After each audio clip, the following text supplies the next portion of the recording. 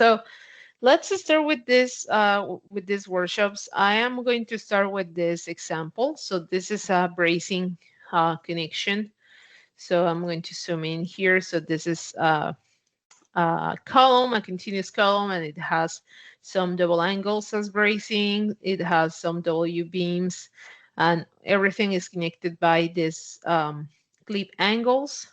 The gusset plates to the column is connected by these clip angles, and the gusset to the bracing element is connected by a weld. So we're going to do this example in the application. This is a fairly easy example to do to start learning how it works from modeling to the report creation. Okay, so let's jump into the application. So whenever you open Idea Statica, then you'll have this. As I said, we're going to use the standalone version of connection application. So you'll click over that connection app, right? And then this wizard will be open here, okay? So this wizard will help you to start from a template that we have predefined in Idea Statica. So you can start picking and choose the different geometries. So in each geometry that we have this drop down menu, and whenever you change the whenever you change this geometry, you'll see more templates here. So you can scroll down and see more templates. Also, you can see more geometry. So you can also look at the all geometries option and then use these filters. Like in this case, I'm just looking for a Y flange to Y flange connection, but you can select all, and then you will see all the HSS connections that we have. But remember, these are just templates to start with something. You can always modify this. Okay? We have some seismic connection templates. So those are based on pre-qualified connections, okay? So anyway, I'm going to go ahead and use this beam to column, okay? And then I'm going to use this template here that it's a double angle. So you can rotate, you can click over here and rotate this view. So you learn what type of connection you have here, okay? And see that all of them, they have this P icon here. So that means this is a parametric template, okay? So I'll explain you that, what is a parametric template here in Idea Statica. So once you pick that, you can just go ahead and create selected design. Here we have some default materials, but later you can change that within the application.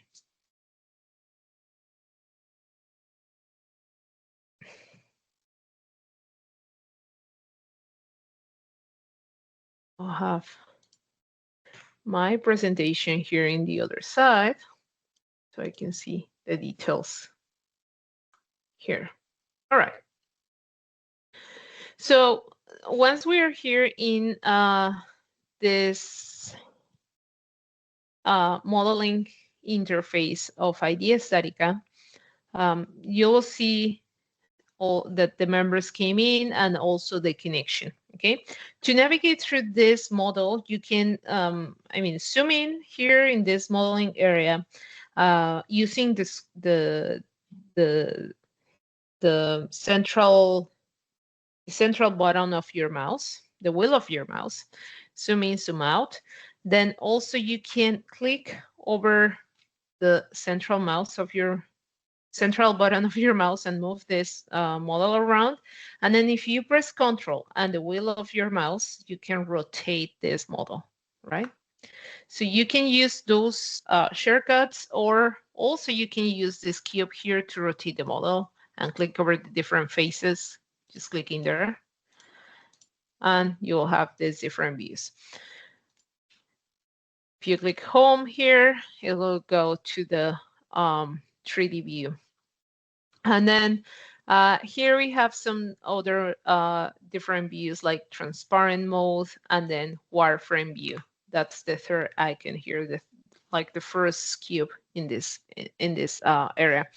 So this will show you where the node is located, okay? The node is obviously always at the 0, 0 position, okay? So you don't move the node, you move the members around, and all the members are related to this node, okay? To this working point. So in this model, in the idea static connection standalone version, we just have one working point always. We're looking just at one node. You can have as many members as you have on that joint, but we're always having one node. Okay, so that's one thing to say about this model. Then when you click over the elements, once you click over the, for instance, this column, you will see all the properties in this area. So this is a 12 by 65. So the section that we have in the model is a 14 by 132. Okay, so if we want to change the cross section of this member C, you can see that it's highlighted here. We can click over the plus icon, and then here you will see all the cross sections that you have available to select. We're going to use the roll section, and we're going to use this I section. If you click in this other options here, you can see we have more cross sections available. So there is no limitation in terms of what section you can use for this elements. I'm going to use the roll I section, and then to change the section or the shape, you can click over these arrows, and then here you will see all the databases that we have available. So we have other countries' databases, but if you scroll down, here you will see the AISE ones. I recommend that you click over the star button, so you will have them here in your favorites every time you open this cross-section navigator, okay? So I'm going to use the WAIC 16. I click over that one, and then I can use this search box, and I'm going to type 14 by 132. So once I found it, I click OK, and then I click OK again here, right? Now let's pick the correct section for the B member. So I can click over this B member, and then that will be 14 by 74. So I'm going to pick the plus icon, I section, arrows, favorites, and I'm going to go to W section, and that will be 14 by 74. I click OK, and then OK. So now you can see that this is changing, all right? But now I need to add the bracing members. So how to add more members? I can just go ahead and click over this new member icon. So I click over there, and you can see this is it's the new member is here. It's listed in this members list, and this is M3. Okay, so that M3 will be my bracing member. And you can see that it's located in the same position as the last element, which is the B member, okay? To move these members or to rotate these members, we can use this definition of, well, these rotations, okay? So the pitch angle will be our vertical angle. So I'm going to use 55 here. Okay, so now it's rotating this I section. Let's change now the cross section of M3. So we can click over the plus icon, and then because this will be a double angle, we can use the welded and compose option, and then I'm going to use this double angle section. Then this will be an 8 by 8 by 5 8. So I can click over the arrows again, find the AISC 16, and then you can select this arrow, and then I can type 8 by 8 by 5 eighths. Okay. And then let me see. The distance between them, I'm going to set it up as 1/2 inch for now. Okay. and then I click OK here. You can see that now it's changed. I'm going to use the mirror option, okay, for mirror Y, so that will rotate this member, right? As I said, you can also move these members. Again, you don't move the angle, but you can also offset the members. So here we have some offsets, EX, EY, and EC. These offsets are related to the local axis of the members. So if you activate the local axis here, you will see them here, right? So if we say, okay, I want to offset this 1 inch, you can see that it's moving in the Y direction. And this is moving the member out of the node 1 inch, right? So if you have an offset, then that will create this eccentricity from the node. And if you apply, let's say, an axial force, either compression or tension, that can create an extra moment created by that eccentricity. So we're going to consider that if you add this eccentricity. Okay, so I'm going to change it to 0. I just want to demonstrate that you can do that. And then I'm going to just copy this M3. I can right click over the M3 and then copy. And that member is going to be here. So I'm going to use -45. Okay, so you can see it there. And actually, that will be a different size member. So that will be a 6 by 6 by 3/8. So again, we can go to the plus icon. This section here. Then that will be a 6 by 6 by 3/8.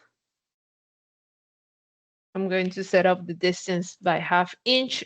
See that I can put the fraction, or I can put 0.5. If you have it in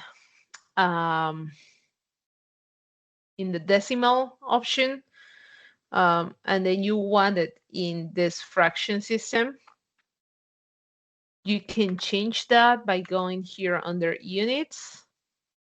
You click over the units there, and then you go to the main presentation units, and you can change this from decimal to imperial or vice versa. Okay, I'm going to close that. And okay, now, okay, so we set up one portion of the connection. I'll keep it as it is. Later, I'm going to add the other part. Okay, so I'm just going to work first with this side of the connection. One important thing to set up when we're setting up the members is that we need to tell the software what is going to be my support element, okay? In this case, as you can see, this C member has this underline. So the C member is underlined. So that means this is my bearing member. The bearing member means that is my support element. And then if you see this solid view, you can see this square here, which is representing the support end, okay? So this will be my supported end. With the template that we selected, it has some loads, right? It brings this member with loads. I want you to turn it off. You can turn off things from unchecking them, so we don't have it here on this view. We can also turn off the members labels in the screen, so we don't have many things happening here. So, all right, once we set up the members, now we are going to set up the connection. As I said, we selected this template, and this was a parametric template. Okay, so if you see, it says operations, and it has a P here, and template 1 has also a P. So if you click over this template 1 line, so click here, you will see all the parameters. So the parametric templates helps you to set up a connection from only these parameters. Originally, like if you were to start from scratch without any parametric template, you will need to set up this operation. That's how we call the connections, operations, okay? So this operation that's called clip angle, you can see that it has multiple parameters. So what we did with these parametric templates is that we're helping the users to set up a connection using only these parameters, okay? So this is for kind of new users to start with these templates, and they modify just simple parameters that we all know, right? So let's see this lateral view, and then let's put the transparent mode, and we can see the changes here.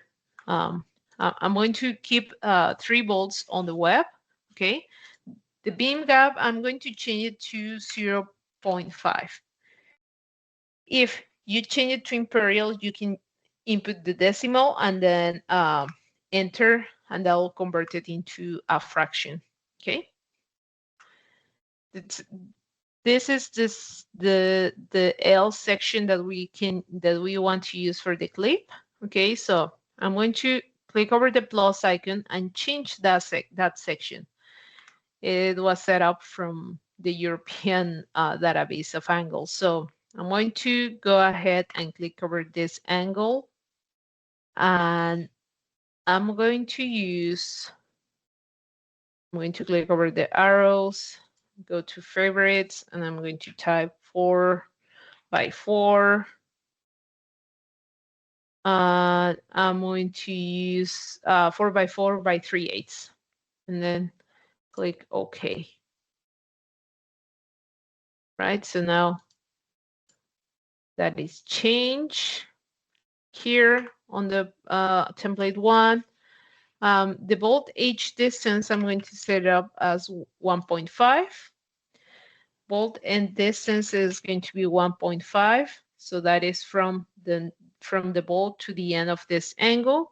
And then the spacing is going to be 3 inches. Okay. And then the bolts type, they're going to be 7/8.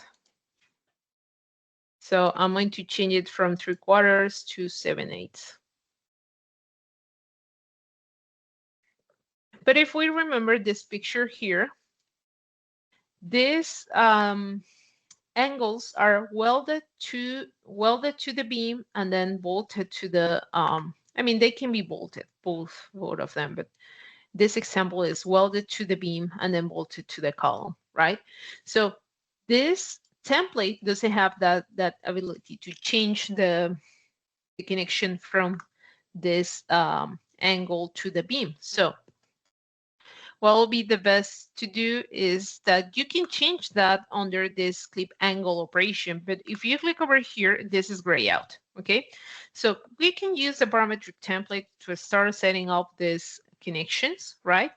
But later, if you want to go further and modify this operation specifically for your detail, we can just go ahead and explode this template, right? And then we go to the clip operation, and now we can change that, okay?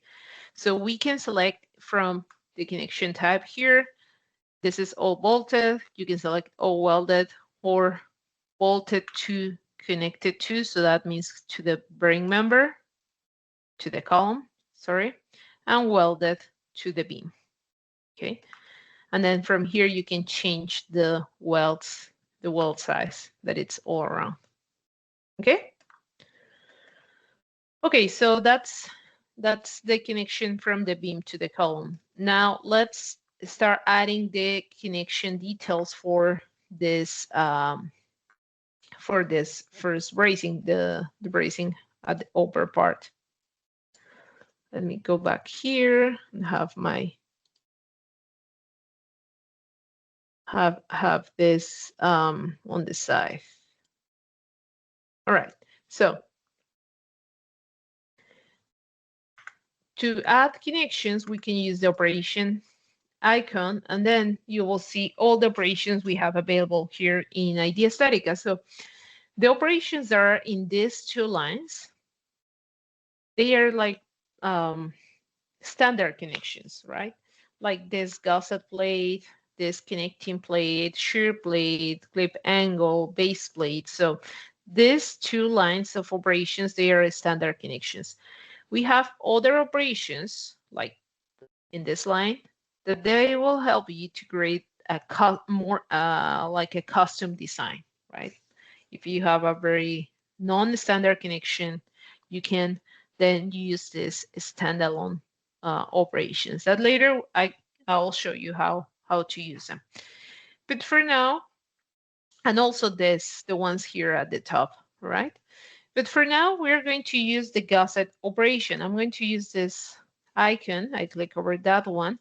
And the operations, they are always assigned to a member or to something, right? So this gusset one that it's listed here now, I'm going to add it to member M3. So this is assigned to member M3, and that will be connected to a new plate. This is going to be a new gusset plate. Here you have the option always to add it to an existing plate. Maybe you already modeled the plate, so you want to reuse that plate to be a gusset plate for another member. So you can always use these two options, existing plate or a member plate from another member. Okay, so I'm going to use new plate, and this will be connected to member C and also member B. So related also to, we select a member, and that will be member B, okay? If we look at the transparent mode, it's easier to see these dimensions. I'm going to select 1/2 inch here, thick, 1/2 inch thick. We can also change the materials for that gusset plate. We can use the plus icon and change it to grade 50. And then you can see the width, how that is changed. So this is a vertical dimension. I'm going to use 24 inches. So again, if you have imperial, you can just type how many inches, and that will convert it into this feet inches system. Okay, and then 24, and I'm going to use 20 here, right? Probably we'll need 2 more inches on the width input. So I can put 26 here, right? So the shape of this gusset plate can be either rectangular, triangular, or chamfer. Chamfer is useful because then you give this 2 dimensions here. So if you see, that is creating this D1 dimension.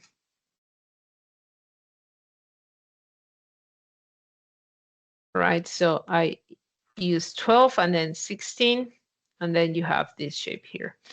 Then you have this gap input here, so that will kind of push out this member. So I can put 3 inches. Graphically, we don't see it, but what is that gap, right? This gap, I just submitted a development item for that to see what is this dimension, right? But that dimension is the distance from the column to the start of this member.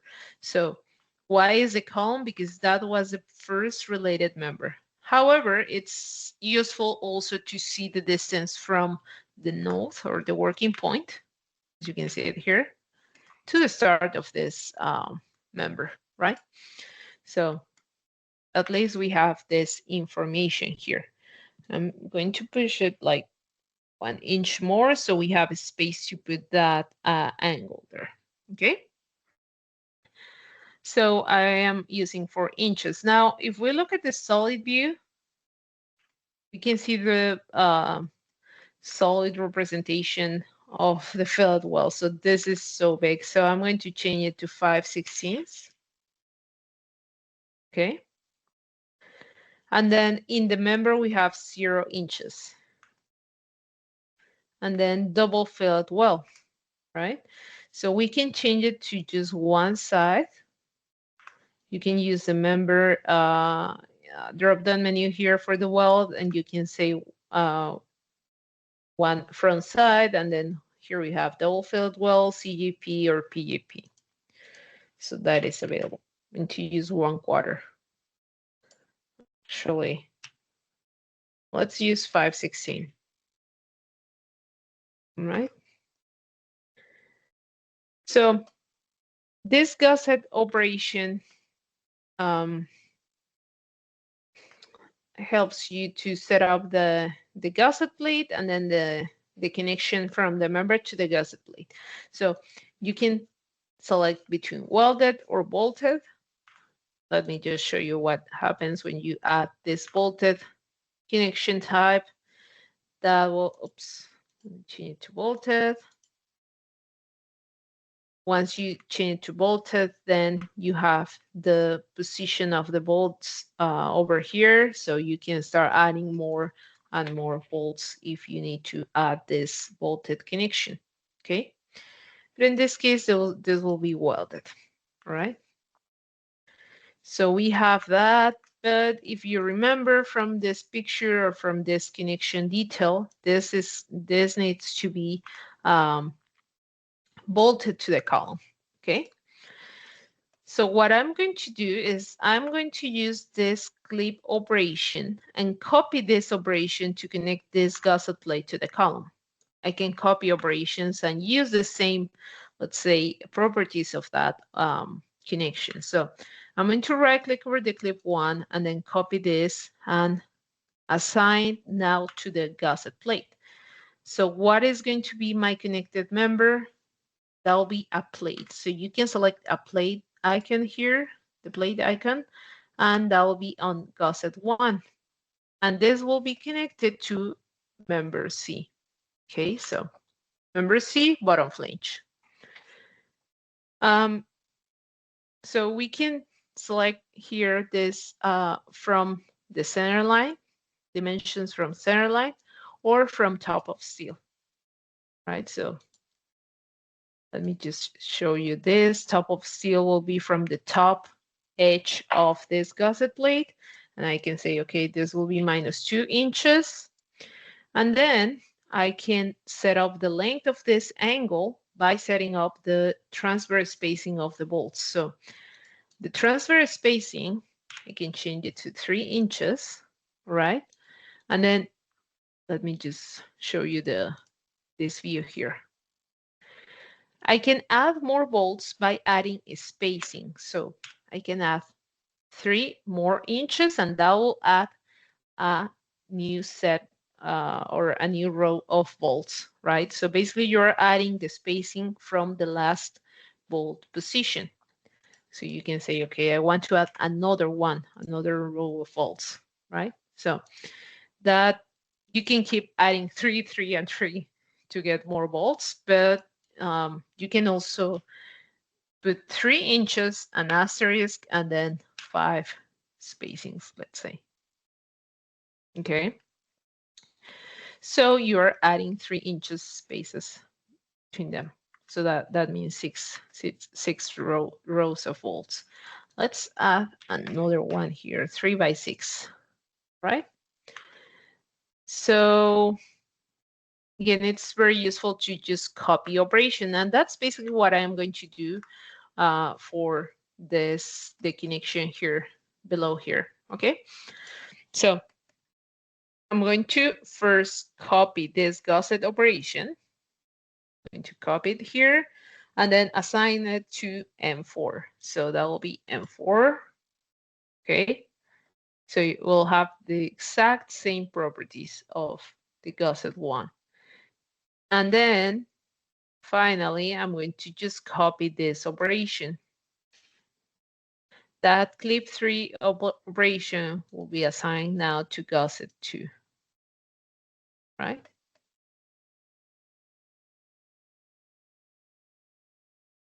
This is probably clashing with that clip operation. So maybe we just put this gap to 4.5, similar to gusset 1. Okay. So now we have this connection here.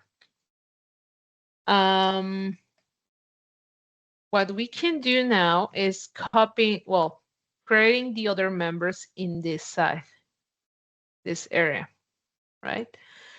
So we can go ahead and select B member and then copy this B member.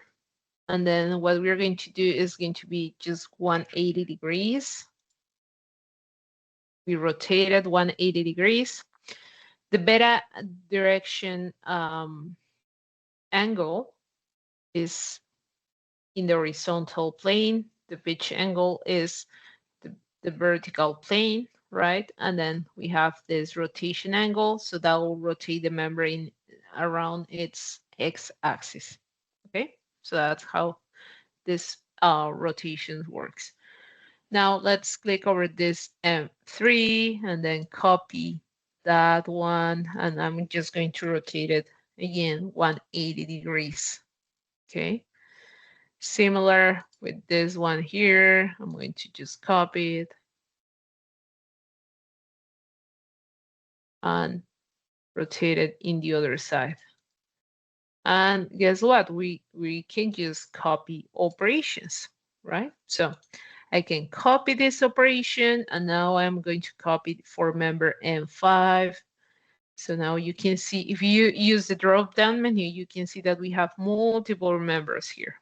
But you just identify that's M5 Web 1. There you go. I mean, you can also click over this member list, and that will highlight what is the member that what is the name of that member, right? But another trick is to hover the mouse in the blades. And once you hover over them, you can see the name of that member in the lower left side of the screen. So you can see this that plate that I am where my mouse is M6 Web 2. Okay. All right. So let's continue. So gusset 1 will be copy, and that will be assigned to member M6, right? I'm hovering the mouse to learn what is the name of that member. M6. Okay. That M6 is connected to member C, but connected to M5. See that here? How do I notice that this is not connected? Well, when you're in the transparent mode, the weld operation will show as a yellow line. And here I'm not seeing anything. So that's why I know that there is no connection here, right? So I can go to this operation and relate it to the correct beam member, which in this case is M5. So I'm going to select M5 here. And now it's connected. See the yellow line there? So now I'm going to copy this clip angle. So I can click over that clip angle, and that will lead me to the correct operation. So I'm going to copy that. And this clip angle will be related to gusset 3. So gusset 3. And this is connected to C top flange now. I had C bottom flange from the previous, so now it's C top flange. Okay, and now it's shown there. So with this copy, I can ensure that it's exactly the connection, the same connection as in this side. Okay. Now I'm going to copy this gusset operation to M7. Select M7, and finally, I want to copy this clip angle, and now select it, assign to gusset 4. And then remember to change the C to flange 1. Connected to C to flange 1. Probably I see a question. I see. I see a question. Can you grab multiple elements and mirror multiple elements as a group? Yeah, you can multi-select members from this list and then copy them. And then you change the beta angle as well. So when you multi-select, you can change the same, like if they have the same properties, you can change them when you're multi-selecting, and then copy them at the same time. Similar with the operations, like like all these operations, like this first, from the operation 1 to the 4th, let's say, we can press Control and Shift, and then that will select all these operations, and then you can copy them. But then later you'll need to change the assignment. Okay, yeah, you can multi-select, copy, and modify multiple items from similar operations. Okay. See that when we have multiple connections here, we need to kind of double check if everything is connected. I'm saying that this is not connected to the correct. I'm not seeing the weld operation there. So I can click over that gusset operation and relate it to the correct member. So it'll be M5. Okay. I'll save this connection before I advance.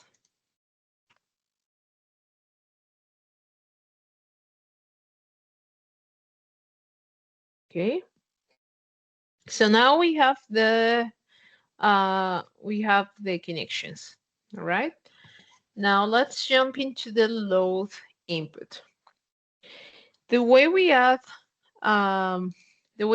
loads into Idea Statica models is by adding end reactions on the members. Okay. So let me just delete the LE1. So we delete everything. It was imported from, like the template. So now we are everything in 0. And let me activate this load effect so we can see them on the screen. We can see the load effects we are adding there. So yeah, the way we add loads into this joint is by adding their end reactions of the members at that node position. Okay. Let's say you're getting these reactions from your global analysis software. Okay.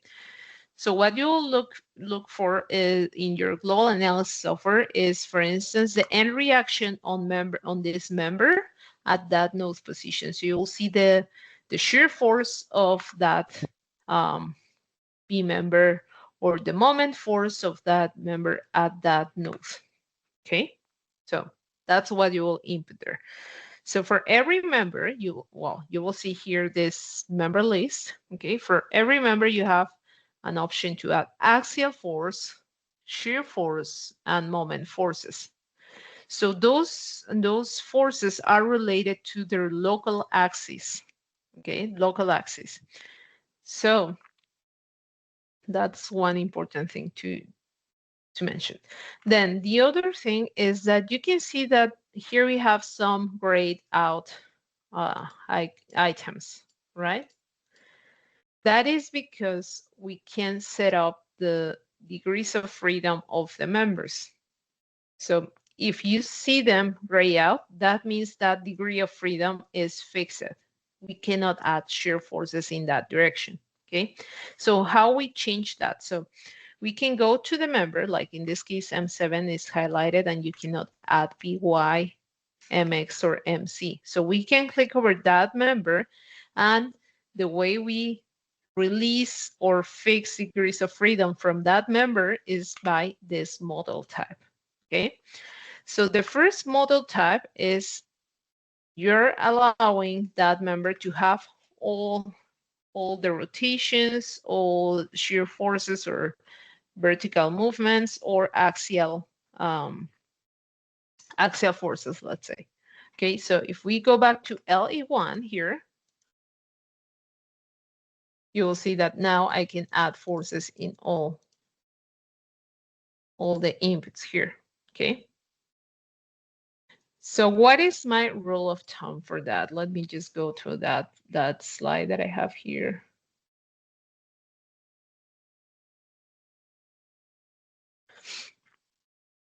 My rule of thumb for that model type or for that boundary condition in idea statica is that you always use the first model type, which is kind of this one here, unless that member is a bracing member. So if you have a bracing member, like in our case, then I suggest changing that to MBYBC, which is the fourth type of model type. That model type is basically fixing all the rotations on the member, okay? So for that case, for all these members, for all the bracings, I can multi-select them. So that will be M3, M4, M7, and M6. So M3, M4, M7, and M6. Okay, I can multi-select from here and change MBYBC. To multi-select, remember I'm just pressing Control and selecting all the members that I want to select at once. Okay, so that's that. Then for this member, if you see, well, for the one that we just changed, we have this cross. So that is representing this model type NBYBC. Okay. Remember, rotations are fixed. Okay. If we go to load effect, see that M7, for instance, it doesn't have, you cannot add any rotation, any moment on the members, because that's how they were designed for, right? Then if I click over the beam element, you can see that this is this model type is NBCMY. That means it's fixed in its quick axis, right? And here in my rule of thumb is like you use the first model type unless the second point is that you are sure that the member has restraint. For instance, this beam, this continuous beam, it has these members coming in, right? So you're for sure, you're sure that this member will be fixed in its weak axis. That means it cannot rotate or it cannot have any torsion, okay? But if you don't know that, if you are not sure about that, you just use the first option. Similar to this one, I'm going to use it there.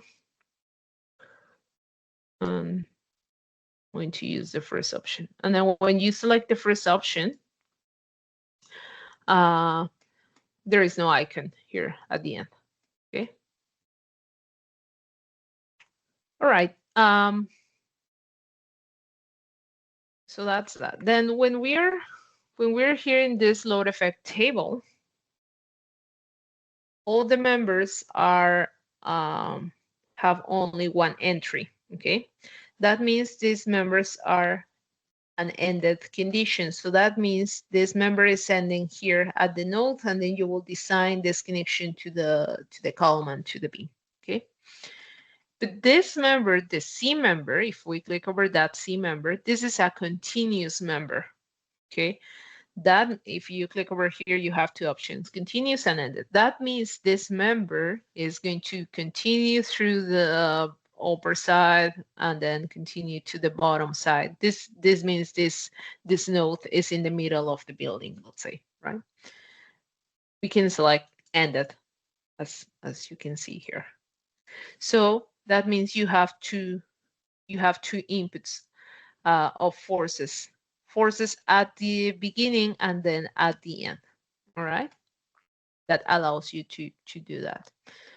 All right, so let's start putting the forces here so you can see those inputs.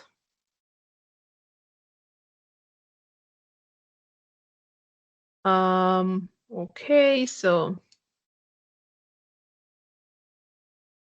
on this member M3, let me go back to LA1, and then on M3, I'm going to have a compression force of 225 kips, okay?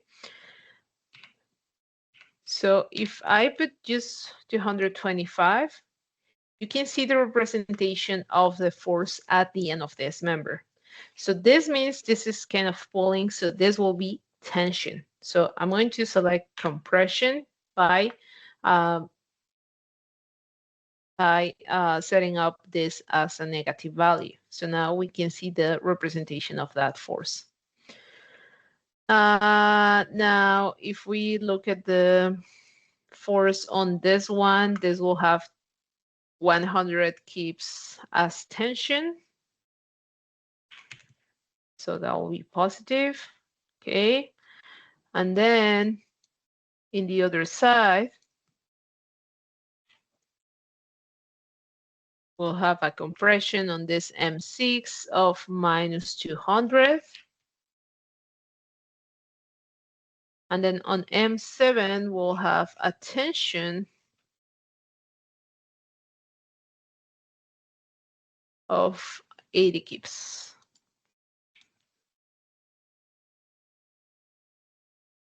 Right? Again, we are seeing the representation at the end of the member, but in reality, we are adding this force at the node position. So if you look at the wireframe view, you can see this here, this representation, okay? Similar, if we start adding the forces on the beam, on the beams, let me see. So for this beam, we'll have a shear force reaction of minus 15 kips. So this is on beam member, minus 15. And then on the other side, that will be minus 15 too. So that is on M5, minus 15, okay? Okay, so again, this is the representation of the force. But it doesn't mean that this is applied here at the end of this kind of portion of the beam. No, it's applied at the node. How we can move this force, like in this case, it's important to move this or to shift this shear force at the hinge position. The hinge position is where the moment will be 0. Okay, so usually it's on the connection, like if you have a bolt, that will be at the bolt position. Okay, so if you see over this member, all the elements have forces in input. So in this case, because we brought this from the template, this was set up as bolts, but you can select at the node, right, or bolts. In this case, it's not making any difference because we don't have any bolts in this beam, so it doesn't detect where to move this. So the forces in general words, is to locate the force along the member, where you want to locate that. And that is important to change it when a member only has shear force, okay? If it has a moment, that's fine if we set it up from the node, okay? But then for these cases, I have a shear force only on that member, and node and bolts is the same. So I'm going to use the position option. So that allows me to shift that force. Like if I put 5 inches, you will see here how that moment representation, this green diagram is a moment diagram. when we are on the B member, it's representing a shear force located at 5 inches from the node, as I put it here, right? And it's locating 1 kip shear force. So this will tell you what will be the moment generated on this beam as you shift that shear force. Okay. So I want to locate this shear force at this position. So let me, that's 10. Sorry that I didn't do the math here. So that'll be 11 inches. Okay. I want that shear force acting at this weld, let's say, right?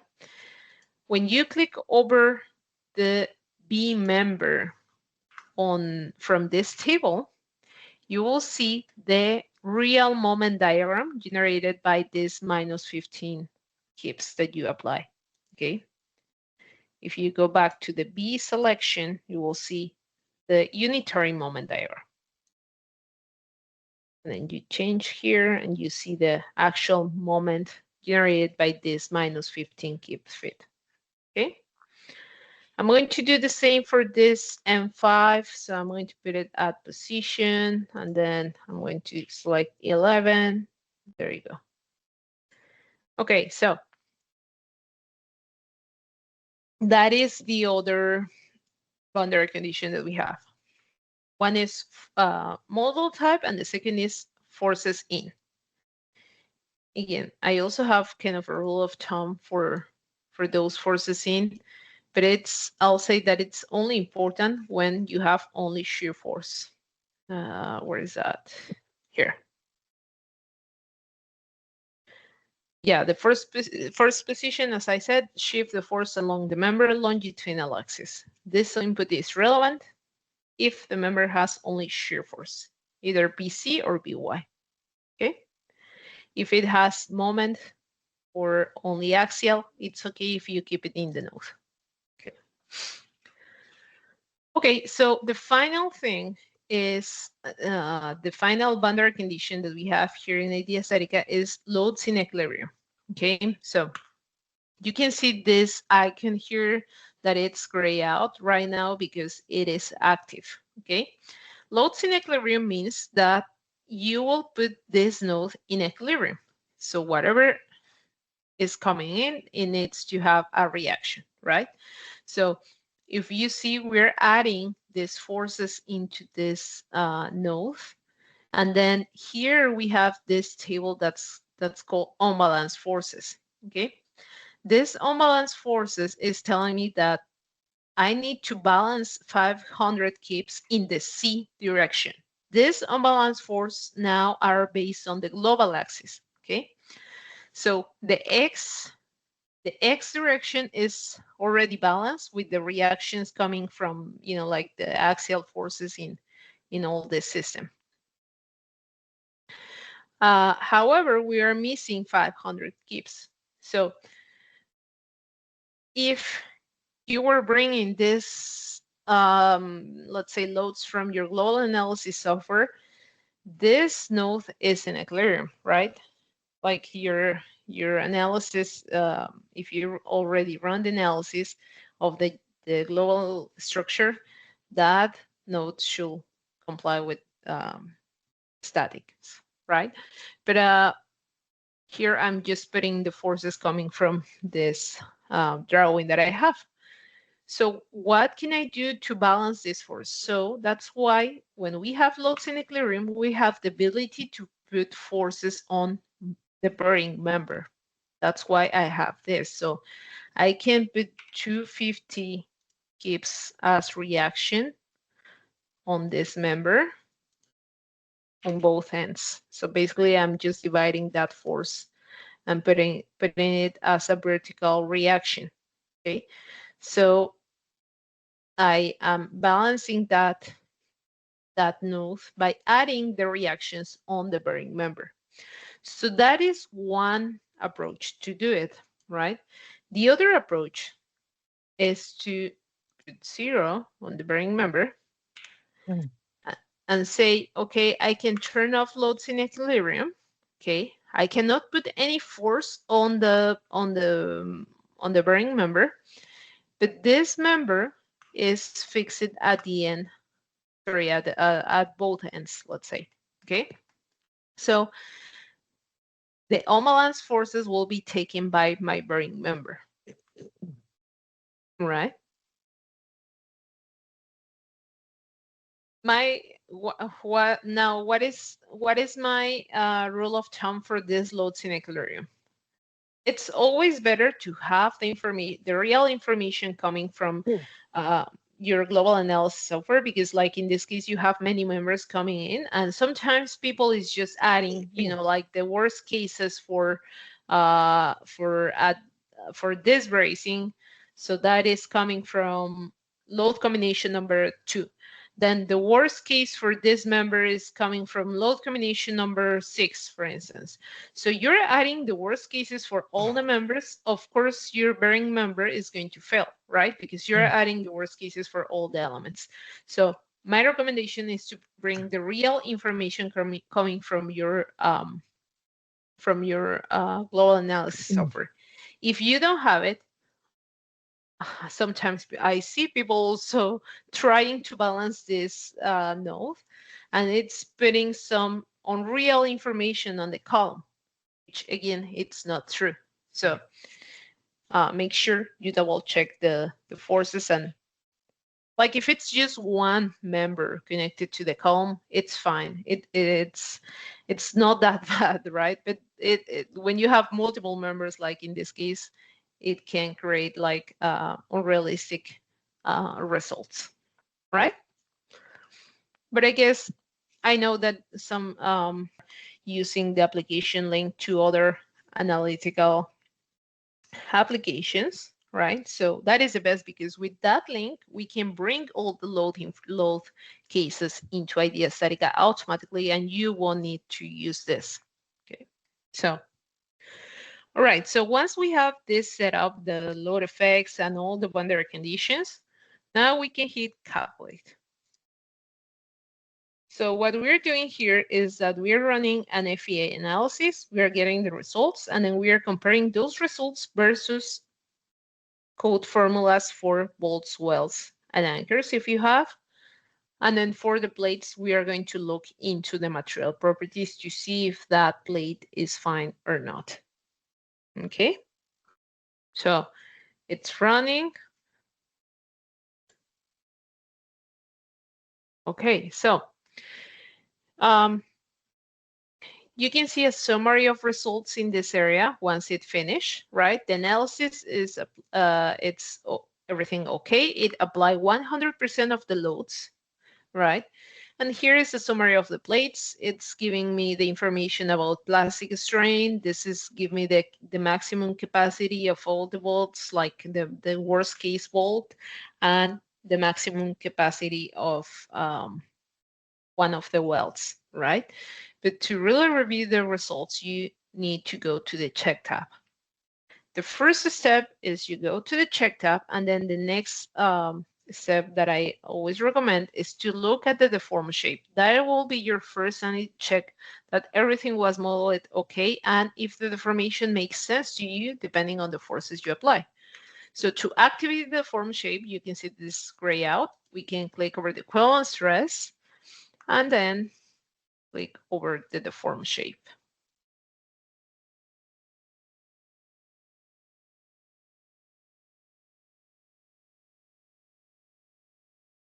Okay, I can activate the deformed shape, and then later I can activate the mesh. Okay, so we can show the mesh there. Let's give it a second. It's kind of thinking.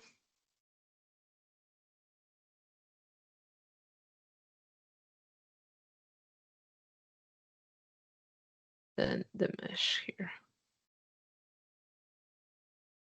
So you have a better visualization of this.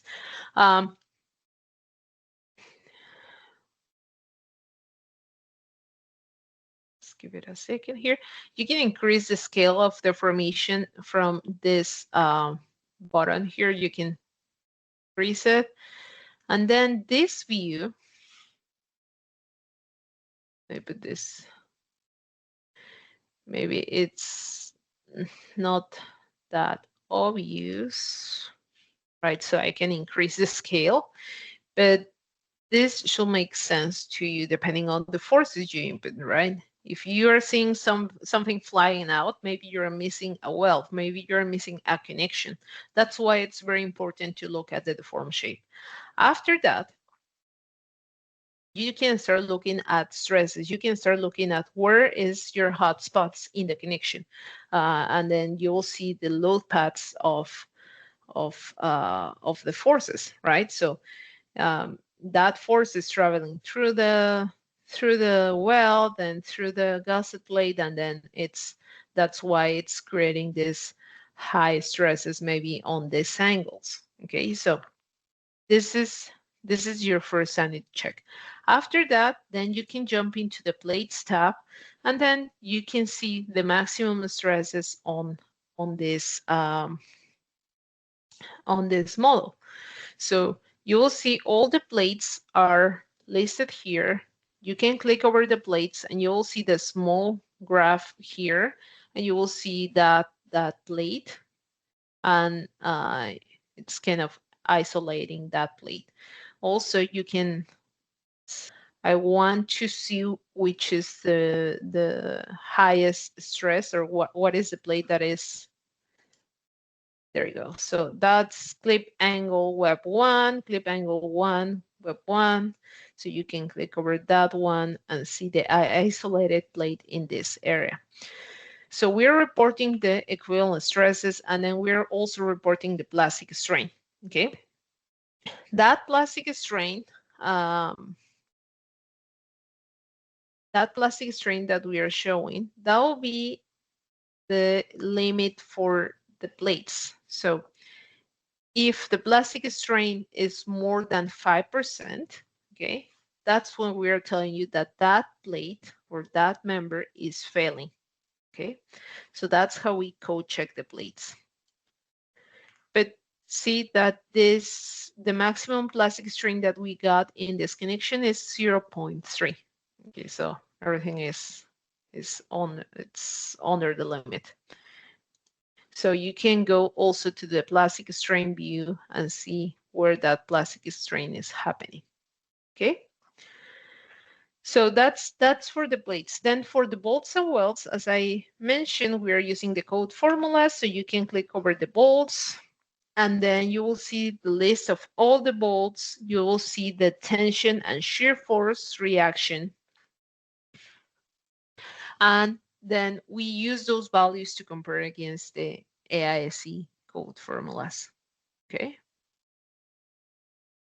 So if we look at this, we can, now I am in the bolts part, and then I can activate the bolt forces. This is going to show me the shear reaction direction on the bolts that I am highlighting here, right? And also you can see the tension force on this graphical view. But the status is fine. What is this status about? So if you click over this plus icon, you will see the code checks for this bolt. So we're comparing the tension force that we got from the analysis versus the tension resistance check of AISE.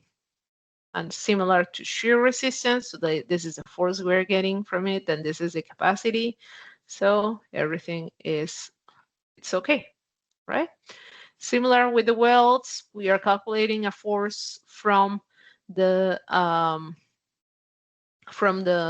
line of weld. We are also running an FEA on the welds. So you can see that this is converted into a shell element, and then we are calculating the stresses. You can see the stresses here, the equivalent stresses along that line of weld.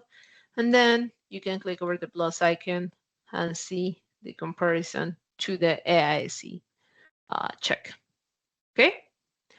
So finally, once you review this and you're good with this detail, Now we can jump into the report, okay? But before we can create some sections so you have them on your report.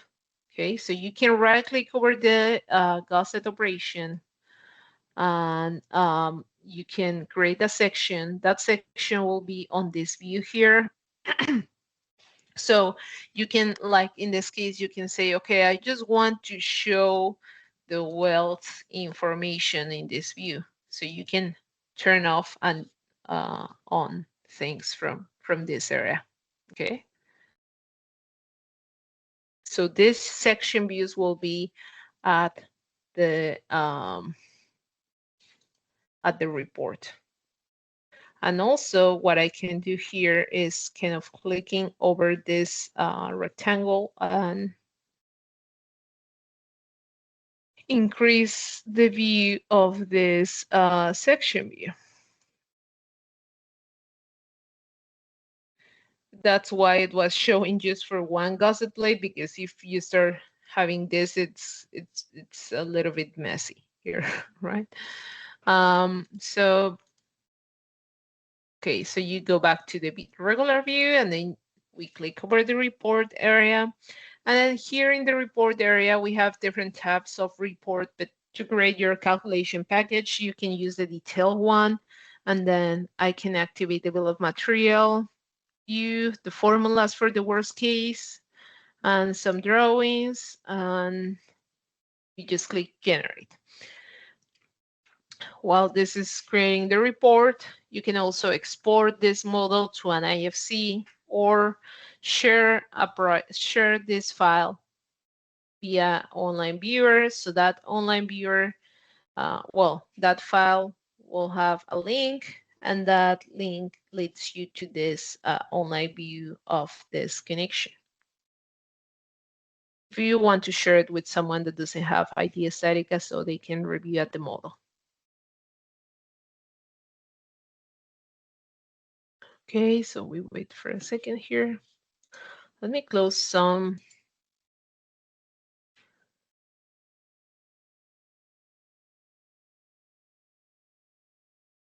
things from here that may be slowing my.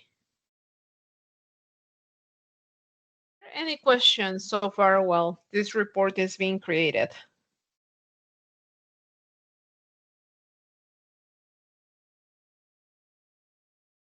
So now if we look at this view, you will see that we're showing multiple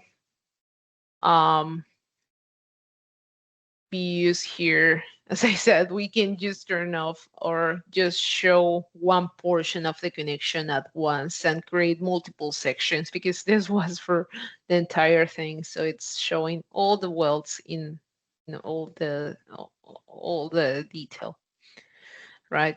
And then if you scroll down, you will see all the checks and plates, and there's different views here. You will see that I just requested like the formulas for the worst case, which is B14. Okay. Then bill of material, I have all the plates that we use there, and you can get these drawings.